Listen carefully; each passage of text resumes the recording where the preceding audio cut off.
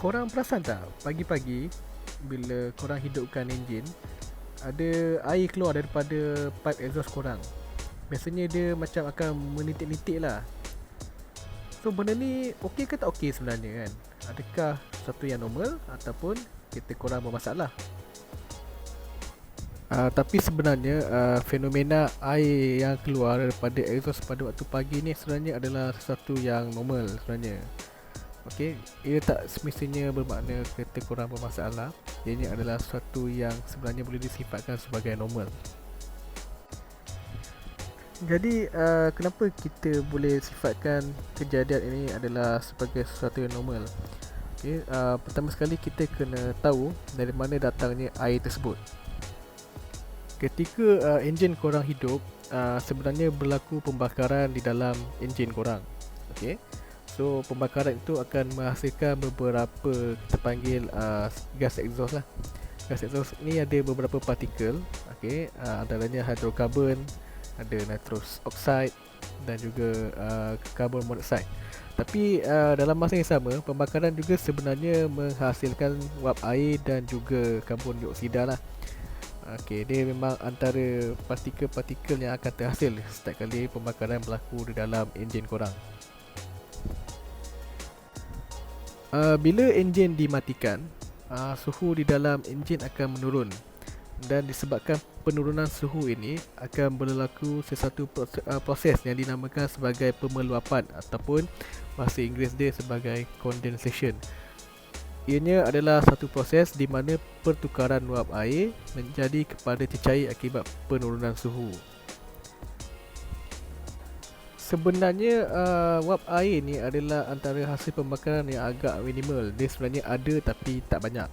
Okay, sebab tu biasanya dia akan keluar bersama gas exhaust yang lain ketika enjin dihidupkan. So ketika enjin dimatikan dan suhu menurun, saki-baki wap air yang tak keluar tadi ni akan perlahan-lahan menjadi cecair lah. So bila korang hidupkan enjin, prosesnya akan berulang balik, dan kebetulan disebabkan cecair ni dah terbentuk dan dia akan terus keluarlah melalui exhaust. So kita boleh nampak dengan jelas wap air yang keluar ni adalah satu proses yang normal sebenarnya. Tapi sebenarnya proses ini adalah satu proses yang tidak berlaku secara berpanjangan lah, which mean tak berlaku sepanjang masa. Ianya akan berlaku lebih jelas terutamanya ketika di waktu pagi ataupun ketika anda berada di tempat yang sejuk seperti di Genting Highland atau Cameron Highland. Sebab dalam tempat lain kat Malaysia ni kita cukup sejuk, so perkara ini jarang berlaku lah sebenarnya. Tapi kalau kita duduk di tempat-tempat yang sejuk seperti di negara empat musim, dan ketika musim sejuk ataupun musim luruh, perkara ini adalah satu yang senang untuk diperhatikan lah. Di Malaysia ni basically kita akan cuma nampak ianya berlaku pada waktu pagi ataupun ketika anda berada di tempat yang sejuk.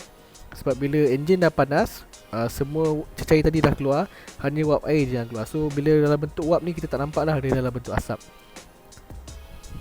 Okay, proses pemeluapan ni bukan sahaja berlaku di dalam enjin, ianya juga turut berlaku di dalam catalytic converter. Catalytic converter ni adalah suatu alat yang berfungsi untuk menukarkan gas exhaust anda kepada berbahaya kepada kurang berbahaya. Okey, sebenarnya gas exhaust yang keluar daripada exhaust anda tu sebenarnya still berbahaya, cuma dia dah dikurangkan oleh catalytic converter ni. So sama juga macam enjin tadi, ketika enjin sejuk, ada saki-baki wap air akan terperangkap lah di dalam catcon tu. Kita panggil catcon ni, biasanya kita panggil catcon lah, catalytic converter ni. So benda sama berlaku lah bila enjin start, dia akan keluar. Okay. So sebenarnya kalau ikut pakar, air keluar daripada exhaust pipe ni sebenarnya ada satu petanda yang catalytic converter korang ni still berfungsi dengan baik lah, which mean dia berjaya meneutralkan gas-gas yang bahaya kepada H2O, iaitu tapi sebenarnya korang kena perhatikan jugalah, okay? Proses air keluar daripada exhaust pipe ni sebenarnya adalah sesuatu yang normal jika tak ada bau, okay? Dan tak ada asap. Okay, tapi jika air keluar dan diikuti oleh bau something yang terbakar ataupun bau yang manis ataupun ada asap putih yang berkepul-kepul, okay, itu menunjukkan ada something wrong lah, sama ada pada enjin korang ataupun pada catcon tadi.